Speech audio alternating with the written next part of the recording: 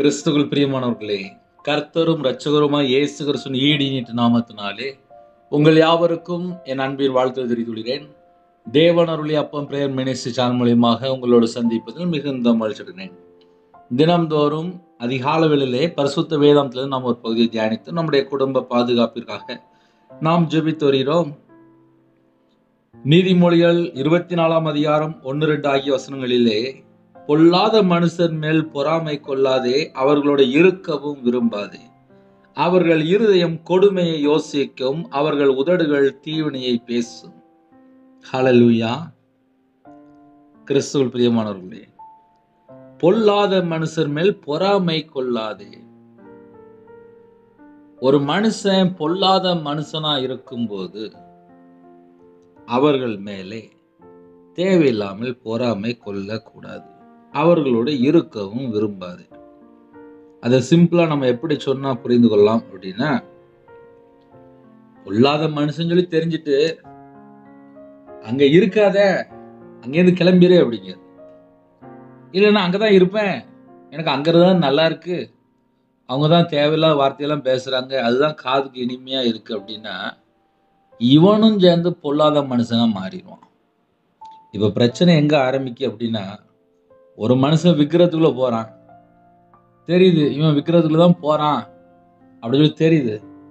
அந்த மனுஷன்ட்ட போய் பழகி பழகி பழகி பழகி லாஸ்ட் பார்த்தா இவனும் விக்கிரத்துக்குள்ள போயிட்டு இருக்கான். ஒரு குடும்பம் நல்ல ஆவிக்குரிய வாழ்க்கையில வளரணும், நல்லா இருக்கணும் அப்படின்னு சொல்லி நினைச்சால் நம்முடைய ஐக்கியம் பரிசுத்தவான்களோடு இருக்கணும், நீதிமான்களோடு இருக்கணும். குடும்பமா நம்ம தேவனை சேவித்தால், தேவனை ஆராதித்தால், தேவனை தொழுது கொண்டால் நம்ம குடும்பம் ஆசீர்வாதமா இருக்கும். ஒரு குடும்பத்தினுடைய தலைவர் இயேசு கிறிஸ்துவா இருக்கணும். கர்த்தரே தேவன் என்பதை ஒரு மனுஷன் முதல்ல புரிந்து கொண்டால், உணர்ந்து கொண்டால், அறிந்து கொண்டால் அந்த குடும்பம் தான் ஆசீர்வாதமா இருக்கும். ஏன்னா சில குடும்பத்துல ஞாயிற்றுக்கிழமை ஆயிட்டுனா போதும், சர்ச்சைக்கு போறதை விட்டுட்டாங்க. என்னன்னு சொல்லி கேட்டா, ஆரம்பத்துல நான் போனேன், இப்ப நான் போல அப்படிம்பாங்க. சில குடும்பத்துல இப்ப நான் மட்டும்தான் போறேன் அப்படிம்பாங்க, என் பிள்ளைகள் வரல, என் மனைவி வரல அப்படிம்பாங்க. சில குடும்பத்துல நான் மட்டும்தான் போறேன், என் புருஷன் வரல, என் பிள்ளை வரல அப்படிம்பாங்க. இதெல்லாம் எதுக்கு சொல்றேன் அப்படின்னா, ஒரு குடும்பம் பொல்லாத மனுஷனோடு பழகும்போது, பொல்லாத ஜனங்களோடு பழகும்போது இவங்களோட வாழ்க்கை கரை பற்றும். இவங்களுடைய வாழ்க்கை கரை பற்றும் அப்படின்னா, இருதயத்துக்குள்ளே பொல்லாத மனுஷன்ட்ட பழகுனா என்ன வரும்? பொல்லாத காரியம் தான் வரும். அப்புறம் இவனும் சேர்ந்து பொல்லாத மனுஷனை மாதிரி தவறான வழியில போயிடுவான். அவர்களோட இருக்கவும் விரும்பாதே. ஐயா, யாரு பொல்லாத மனுஷன், யாரு நல்ல மனுஷன், யாரு கெட்ட மனுஷன் நமக்கு எங்க தெரியுது? தேவையில்லாம வீண் வார்த்தை பேசினாலோ, தேவ சித்தம் இல்லாத இடத்துல நின்னாலோ, தேவனுக்கு பிரியம் இல்லாத வீட்டுக்கு போனாலோ, அடிக்கடி உன் அயலான் வீட்டுக்கு கால் வைக்காத அப்படிங்காரு. அப்ப பைபிள்ல நிறைய வசனத்தை நம்ம பார்க்கும்போது, ஒரு குடும்பம் கர்த்தரை விட்டு தள்ளி போனாலே பல உபத்திரத்துக்குள்ள அவங்க அடிக்கடி அப்புறம் போயிடுவாங்க. நீதிமொழிகள் 25 அதிகாரம் 17 எழுதப்பட்டிருக்கு. உன் அயலான் சலித்து உன்னை வெறுக்காதபடிக்கு அடிக்கடி அவன் வீட்டில் கால் வைக்காதே. சில குடும்பத்துல என்ன பண்ணுவாங்க அப்படின்னா, அயலான்ட்டு போய் அடிக்கடி உட்கார்ந்து நல்ல கதை பேசி, அங்கேயே வீட்டுல போய் சாப்பிட்டு படுத்து தூங்கி எந்திரிச்சு அதுக்கப்புறம் பார்த்தா சண்டை வந்துடும். உன் அயலான் சலித்து உன்னை வெறுக்காதபடிக்கு அடிக்கடி அவன் வீட்டில் கால் வைக்காதே. இன்னைக்கு நிறைய குடும்பத்திலே மனுஷன்ட்ட பழகி பழகி பழகி பழகி லாஸ்ட் பார்த்து சண்டை போட்டு வாழ்ந்துட்டு இருப்பாங்க. அடிக்கடி அடிக்கடி அடிக்கடி எங்கேயாவது போய் பழகினால் அது லாஸ்ட் முடிவு பார்த்தா நிம்மதியா இருக்குது. உன் அயலான் சலித்து உன்னை வெறுக்காதபடிக்கு அடிக்கடி அவன் வீட்டில் கால் வைக்காதே. அதனால கர்த்தருடைய பிள்ளைகள், ஒரு மனுஷன் பொல்லாத மனுஷன் தெரிஞ்சிட்டா விலகி அங்கிருந்து கிளம்பிடு அப்படிங்கிறாரு. அவர்களோடு இருக்கவும் விரும்பாதே. அவர்கள் இருதயம் கொடுமையை யோசிக்கும். ஒரு ஆளை எப்படி பிரதர் கண்டுபிடிக்கலாம் அப்படின்னா, கொடுமையை யோசிக்கும். இருதயம் கொடுமையை யோசிக்கும். இருதயத்துக்குள்ள ஃபுல்லா தீய எண்ணம், அருவருப்பான காரியம், அசுத்தமான காரியம். வாயில புறப்படுற வார்த்தை அசுத்தமான வார்த்தையா இருக்கா, இச்சையான வார்த்தையா இருக்கா, தீட்டான வார்த்தையா இருக்கா, மனசுல தீட்டுப்படுத்துற வார்த்தையா இருக்கா, கொடுமையான வார்த்தையா இருக்கா, பொல்லாத வார்த்தையா இருக்கா? அவர்கள் இருதயம் கொடுமையை யோசிக்கும். அவர்கள் உதடுகள் தீவினையை பேசும், தீமையான காரியத்தை பேசும் அப்படின்னு சொல்லி எழுதப்பட்டு. அவர்கள் இருதயம் கொடுமையை யோசிக்கும், அவர்கள் உதடுகள் தீவினையை பேசும். அப்ப அந்த பொல்லாத மனுஷனை எப்படிப்பா கண்டுபிடிக்கலாம் அப்படின்னா, அவர்கள் உதடுகள் தீவினையை பேசும், தீமையான காரியத்தை பேசும். அப்ப அந்த பொல்லாத மனுஷனை கண்டுபிடிச்சதுக்கு அப்புறம் நம்ம என்ன செய்யணும் அப்படின்னா, அவர்களோட இருக்கவும் விரும்பாதே. அதுக்கு முன்னாடி இன்னொன்னு சொல்லிட்டாரு, பொறாம கொள்ளாதே. அவன் பொல்லாத மனுஷனா, பொறாமை கொள்ளாதே. பொல்லாத மனுஷனா அவனோட இருக்கவும் விரும்பாதே. பொல்லாத மனுஷன்ட்ட என்ன இருக்கும் அப்படின்னா, வாயில தீவினை தான் பேசுவாங்க, தீமையான காரியம் தான் பேசுவாங்க. ஏன்னா அவங்க கொடுமையை யோசிக்கிறாங்க, அதனால தீமையை பேசுறாங்க. தீமையை பேசுற ஜனங்கள் அவங்களுடைய இருதயத்துக்குள்ள என்ன இருக்கு அப்படின்னா, கொடுமை இருக்கு.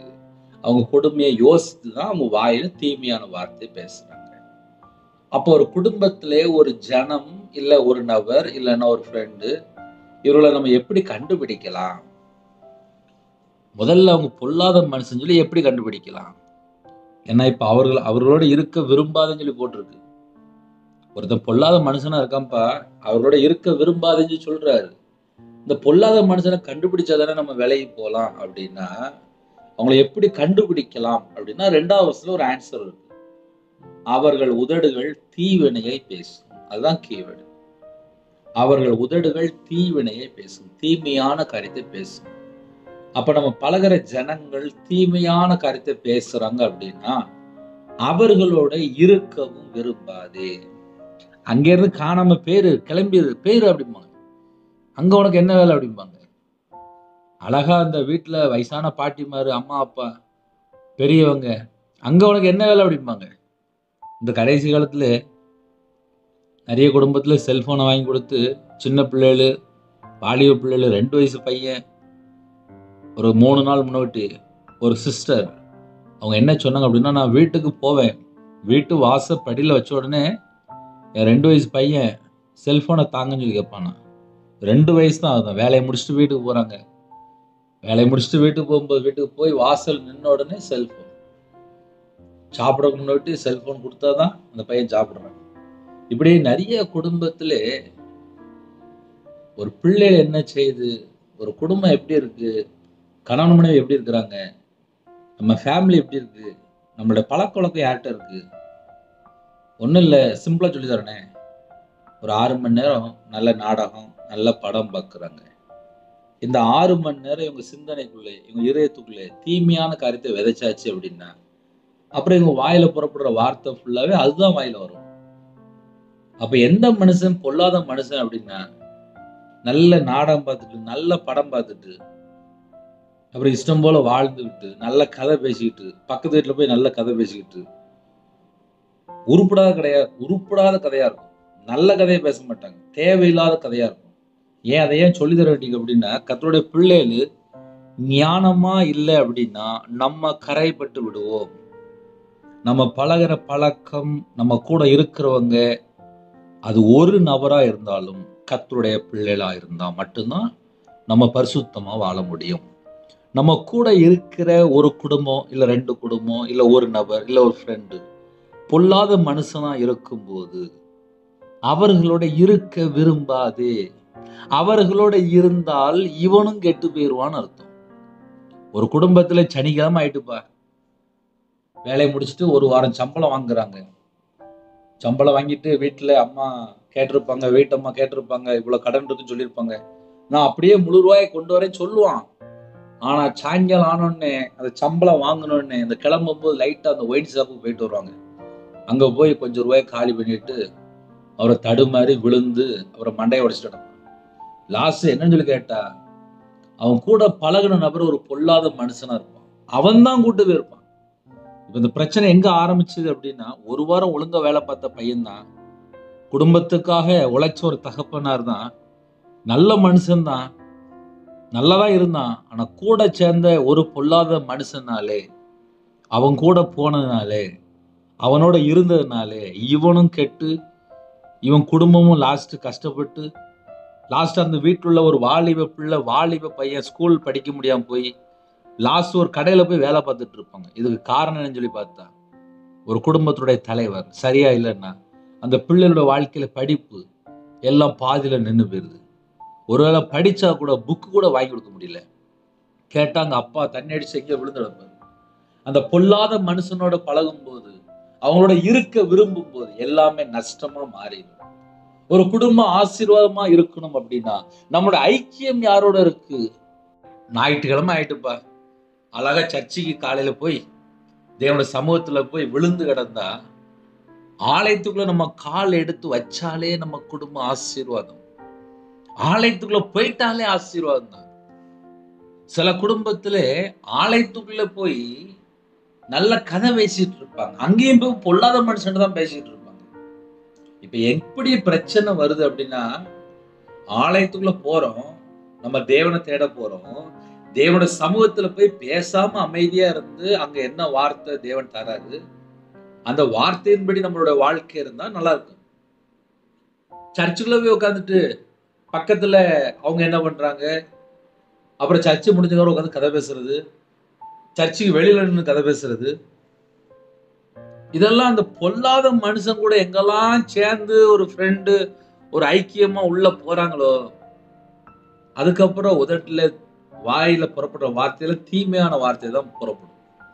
அதனால நம்ம கூட இருக்கிற அதான் முக்கியம். நம்ம கூட இருக்கிற யாரா இருந்தாலும் சரி, முதல்ல நல்ல மனுஷனா, கர்த்தருக்குள் இருக்கிறாங்களா, அவங்க தேவனுடைய பிள்ளையா இருக்கிறாங்களா, அவங்க கையில பைபிள் எடுத்து வாசிக்கிற பிள்ளையா இருக்காங்களா, அவங்க ஜெபிக்கிற பிள்ளைகளா இருக்கிறாங்களா, அதை நம்ம கண்டுபிடிச்சா மட்டும்தான் பொல்லாத மனுஷனா இல்ல அது யாரு அப்படின்னு சொல்லி நம்ம கண்டுபிடிக்க முடியும்.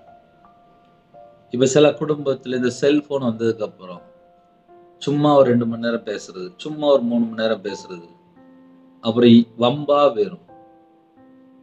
அதுக்கப்புறம் பார்த்தா வாழ்க்கையில ஒரு ஆசீர்வாதம் இருக்குது. 3 மணி நேரம் நல்ல கதை பேசுனதுக்கு அப்புறம் எப்படி இருக்கும்? வாழ்க்கை ஃபுல்லா அப்புறம் கண்ணீர் வாழ்க்கையா மாறி. ஒரு மனுஷன் தேவனோடு தொடர்பு கொண்டால் ஆசீர்வாதம். ஞாயிற்றுக்கிழமை ஆயிட்டா சர்ச்சில் போய் விழுந்துடணும், தேவனோட சமூகத்துக்குள்ள பேரணும், கர்த்தருடைய பாதபடியில பேரணும்.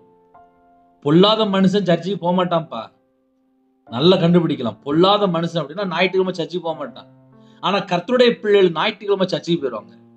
பொல்லாத மனுஷன் மேல் பொறாமை கொள்ளாதே, அவர்களோட இருக்கவும் விரும்பாதே.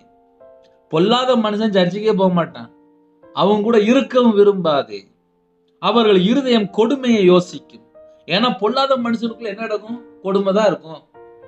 அவர்கள் இருதயம் தீவனையை பேசும், தீமையான காரியத்தை பேசிட்டே இருக்குமா. அதனால ஞாயிற்றுக்கிழமை ஆச்சுன்னா சர்ச்சுக்கு கிளம்பி பாருங்க. ஏன்னா அங்க போனா நல்ல ஆகாரம் நமக்கு இருக்கு.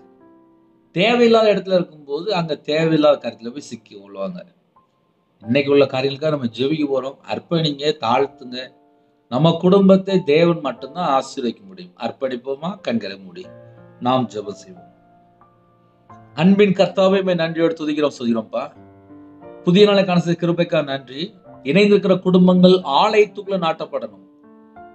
ஆலயத்துக்குள்ளே நாங்க எல்லாரும் இருக்கணும்ப்பா. அப்படிப்பட்ட கிருபைகள் எங்களுக்கு தாங்க.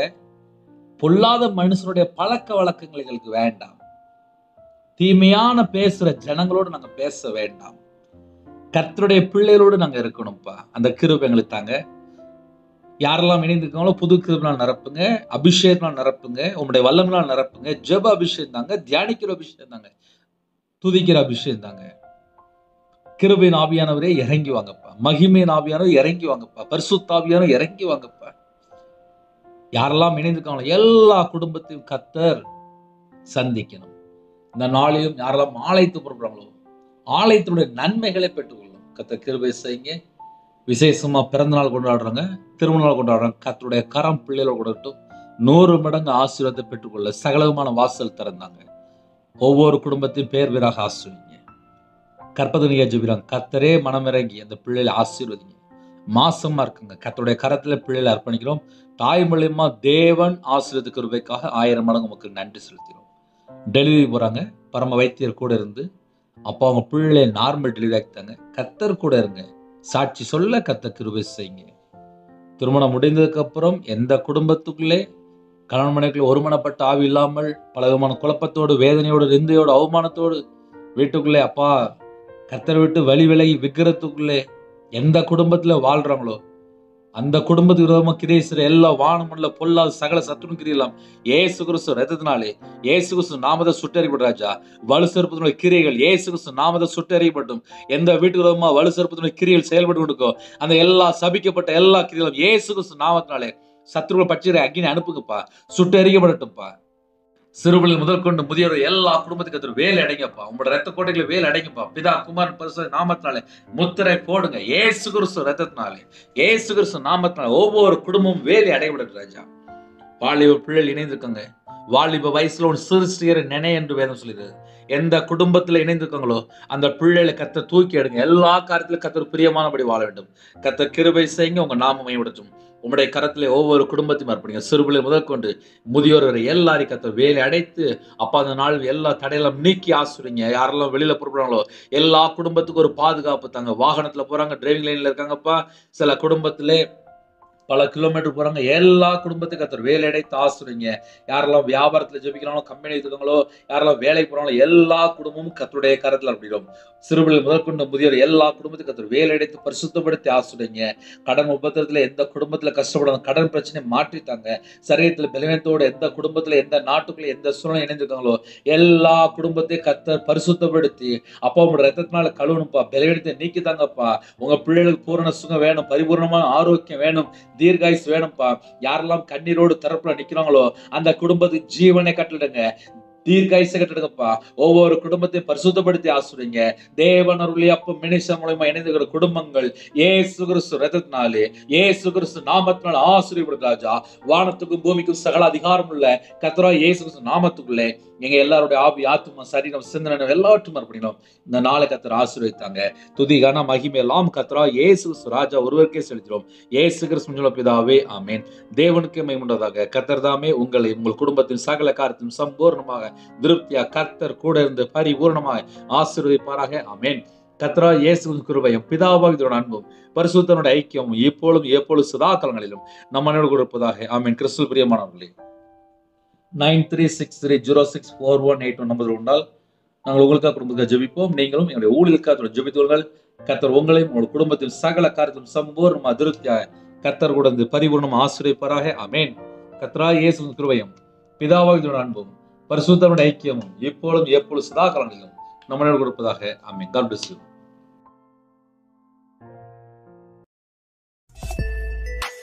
Thanks for watching. Please subscribe our channel. Click the like and share. Click the bell. God bless you.